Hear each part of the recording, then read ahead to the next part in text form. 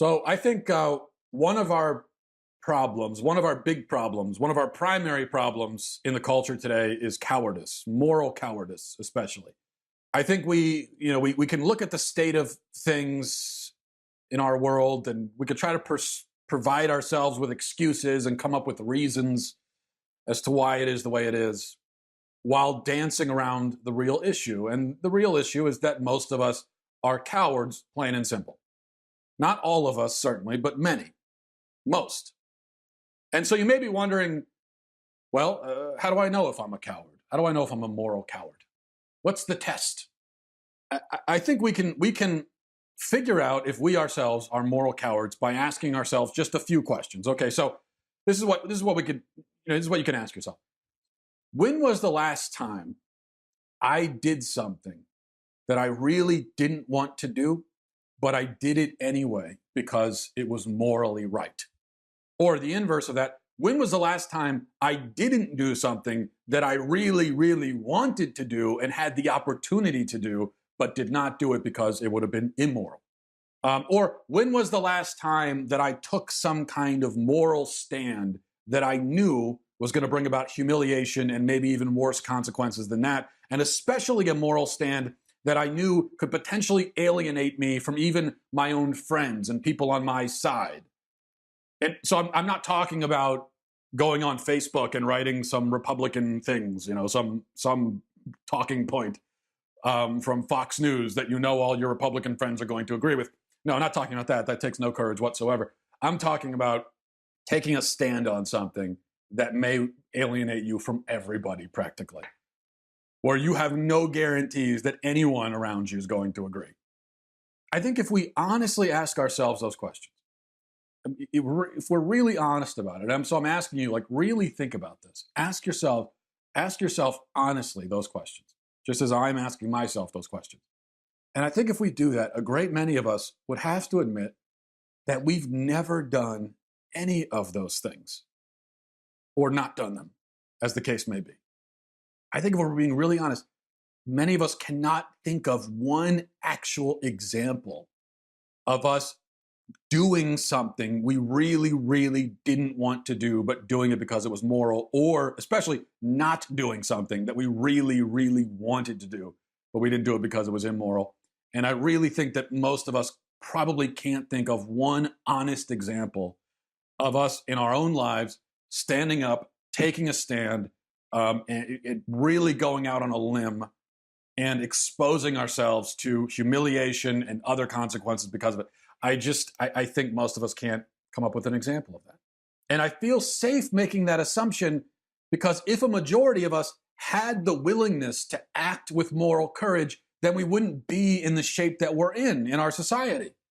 We've arrived at this point through the consent and often the active participation of most people. That's just the sad reality. And that's why I'm not a populist. Okay, I know populism is very popular these days, not surprisingly, but I can't jump on board with this kind of right-wing populism thing because what I notice in populism is this instinct to blame everything on institutions and on the kind of elite, shadowy villains in academia and the government and the media, and they're the ones, they did everything, it's their fault. And it's true that they deserve quite a lot of the blame, and I spend a lot of time blaming them for things, and they deserve it. But it's not just them. The sad fact is that most regular people have participated in the degradation and destruction of our culture. And if they were not participating, or at least consenting to it through silence, if most of us weren't doing that, then we wouldn't be in this state. All of those elites and everything, they only have the power that we give them.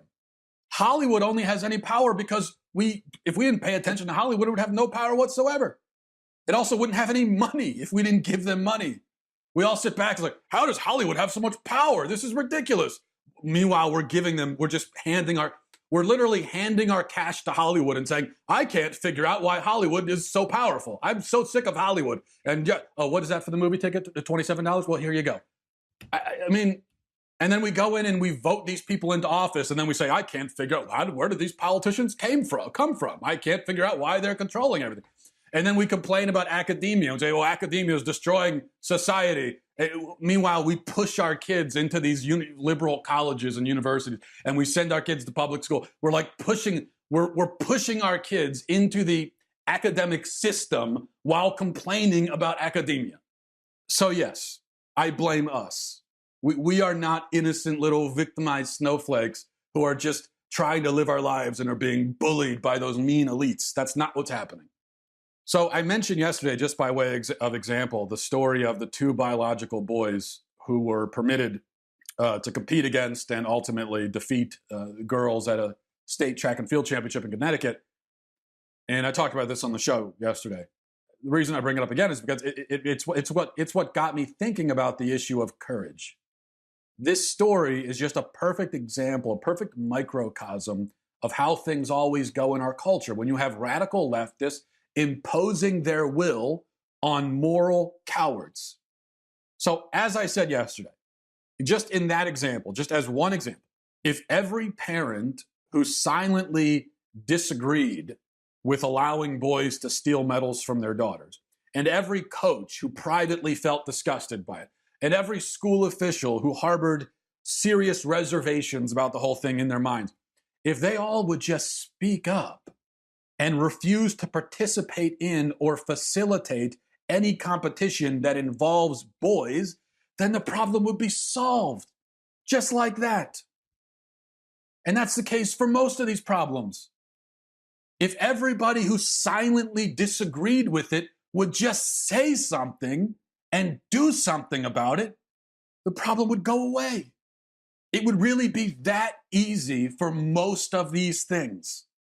But in that case, too many people were afraid. Too many of them were cowards. And so they let the smallest minority pushing the craziest ideology prevail because they were too afraid. I hear all the time about the so-called silent majority. There is supposedly a silent majority who allegedly opposes and despises radical leftism. You know, they're not on board with any of this stuff. They're the silent majority. And conservatives will often talk about this majority with some kind of like pride. You know, conservatives will talk about this majority as if we're proud of the fact. We'll say, well, you know, we're the ones really in the majority. We're the ones. There's more of us than there are of them. Did you know that? Well, I don't understand the pride, because if this majority exists, and I think it probably does, then their status as a majority just makes their cowardice all the more shameful. I mean, you're telling me that we're in the majority and we know we're in the majority, yet we still won't say anything? We still sit back and let all this stuff happen? We've allowed the relativists and the hedonists to upend and reshape and reform and destroy our civilization and dictate terms to us and get their way on almost everything, even to the point of intruding into our daughters' bathrooms and sports teams. And what do? In response, we just kind of shake our head and we furrow our brows and we mutter quietly to each other and we complain about it, whispering in our living rooms to each other when nobody, you know, we're whispering to each other in our living rooms with the doors locked. We're looking around and, hey, you know, I really disagree with this transgender stuff. You know, I honestly, I think it's crazy, but, oh, shh, someone's coming. How many schools have instituted these insane transgender policies while a majority of parents and teachers and everybody opposes it, yet says nothing? You've got this, in these cases with the transgender stuff, there's definitely a silent majority who are totally against it and think it's nuts, but they won't say it. They just stay quiet. And that's just one example. I mean, in my piece yesterday, I mentioned the story of a CrossFit executive. Now, this is an example on the other end of the spectrum. This is an example of courage. This is what courage looks like. So a CrossFit executive got fired after saying that gay pride parades and gay pride festivals are sinful, which is true. They are sinful. And he said this on his own Twitter account, and he was fired for it. But that made me think, well, how many communities have hosted these sinful spectacles known as pride parades while the majority of residents in these communities are absolutely opposed to the whole thing, but they don't say a word of protest against it. They just kind of stand off on the side, and maybe they even wave one of the rainbow flags just so nobody, because they don't want anyone to know that they're opposed to this in their head. They're so terrified. How many people feel very upset about the Holocaust of the unborn that happens in abortion clinics across our nation and the 1 million babies that are killed every year? And yet, although they feel upset by it, they do and say nothing in opposition to it. How many people complain, as I said, about Hollywood and all the filth on TV and everything, yet they keep on watching it, watching the filth and letting their children watch it, and on and on and on and on. We let all of this stuff happen. We stand by while it happens. We say nothing, and then we claim that our silence is rooted in some kind of principle. This is my favorite thing, when conservatives are trying to justify their cowardice and their silence, and so they'll try to make it about freedom, about respecting other people's privacy. And they'll say, well, I don't agree with it, but we all have freedom and, the free market and freedom and free market. That's become, look, I believe in freedom and I believe in the free market, but it has become a crutch for cowardly wusses in the conservative movement who just they lean on that for everything, to give them an excuse so they don't have to fight back ever about anything. So, for instance, I remember I wrote an article a few months ago about porn, and I said that porn should be banned. It should be illegal, which is a position. The idea that it should be illegal to publish hardcore pornography that children, that like 8-year-olds can access. Now, that is not a radical position, or at least up until very recently, it would not have been considered a radical position. And almost anyone who considers them conservative, consider themselves conservative, and certainly anyone who considers themselves Christian would agree. Obviously, yes, that stuff should be illegal. So I wrote this article, and what I found is that the majority of conservatives in the audience absolutely disagreed with making hardcore pornography. They on the basis of freedom, they said, it's freedom. So yes, because of freedom, we have to let our 8-year-olds watch hardcore pornography. That's what we need. It's freedom. That's what Thomas Jefferson would have wanted. You know something? I know this is going to be very scandalous for a lot of conservatives in the audience. I don't care what Thomas Jefferson would have wanted. Thomas Jefferson is not God. Now, I actually don't agree. I think that our founding fathers never intended for the First Amendment to cover hardcore pornography. And if they could have looked into a crystal ball and saw a situation where the First Amendment was being used to give pornographers the freedom to, shove this filth into the faces of children, I think our founding fathers would have been very much against that. And the fact that there were decency laws on the books in almost every state up until recently, I think that kind of speaks to that. But here's the point. I think it's pretty clear that the First Amendment does not protect hardcore pornography, and it does not exclude individual communities and states. It doesn't prevent communities and states from having standards of decency and decency laws. So that's, as far as the law goes, I think that's clear. But as far as what our founding fathers individually would have wanted in their own heads, I don't care. It doesn't matter. It doesn't matter to me. I mean, Thomas Jefferson was also, he ripped apart the Bible and made his own Bible. Okay, so that's from a moral and spiritual perspective, that's the kind of guy we were dealing with. So I don't really care what his moral and spiritual opinions were. All right, that as a Christian, what we need to be worried about is, what would Jesus? It's not like what were Thomas Jefferson, what were the founding fathers' priorities? What was Jesus's priorities? What would Jesus want for our country and our community and our children? That's who we should be worried about. Jesus is God, not the people on Mount Rushmore, not the founding fathers, not the people that signed the Declaration of Independence. They were great men. They were not gods. And I think in the conservative movement, what we've done is we have made a religion we've made kind of a national religion for ourselves. And we have pushed Jesus out of the frame completely. But as Christians, I think it's clear that our first priority is to shape the kind of country and the kind of civilization, the kind of community that God wants for us. That's what we should be doing. And that means standing up against filth and degeneracy and all this stuff. Do you want to live in a culture of filth and degeneracy where your children are eaten alive by this garbage? Is that the kind of culture you want? If not, say something. Don't tell me, well, I don't want it, but we can't do anything because of freedom. No, that's not freedom you're talking about. It's cowardice. So do something. Stand up. The fact is that most of us are exactly like the parents, coaches, and officials who stood off on the sidelines, politely clapping while a couple of dudes cheated and humiliated their daughters. That's what most of them were doing. They were just kind of, they had a fake smile on their face and they were just standing off on the sideline. Yeah, okay, good job. You go, girl.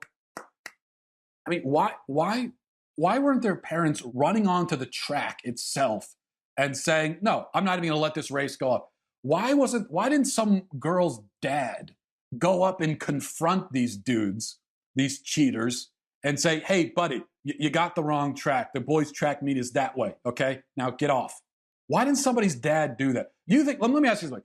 50 years ago, if this happened 50 years ago, imagine like your grandfather, okay? If 50 years ago, you got some muscle-bound dude that shows up at a girls' track meet 50 years ago and says, yeah, I'm gonna race against the girl.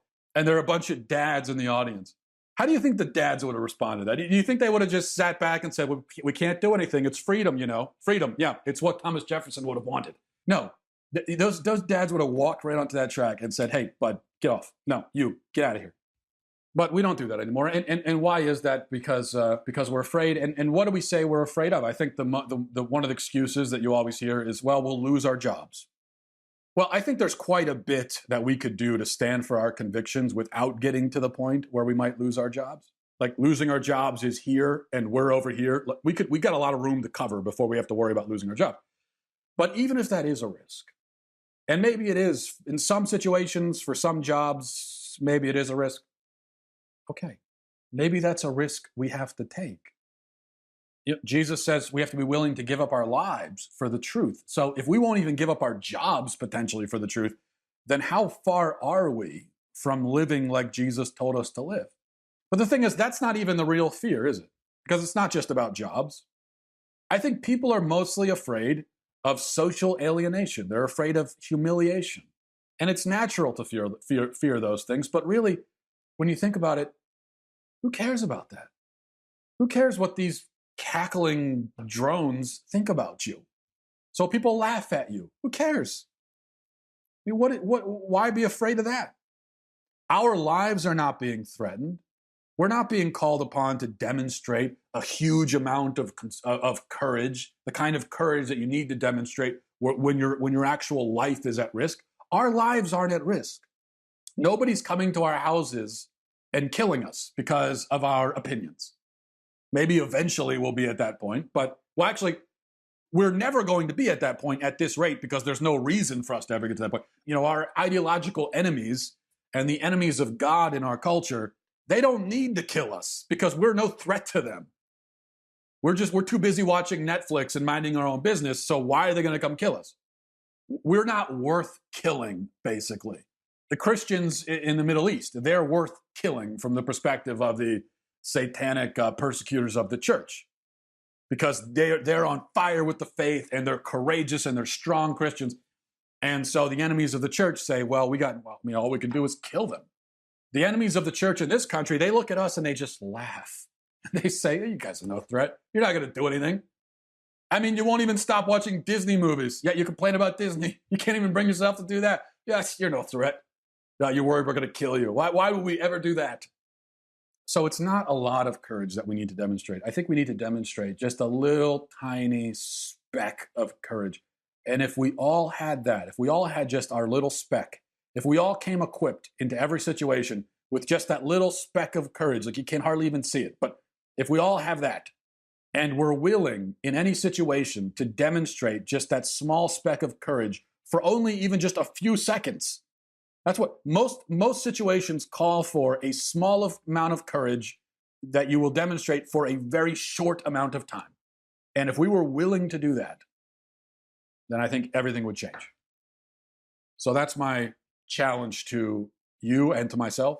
Because, by the way, I'm saying all this, I'm talking to myself as well, not just to you. I'm talking to all of us.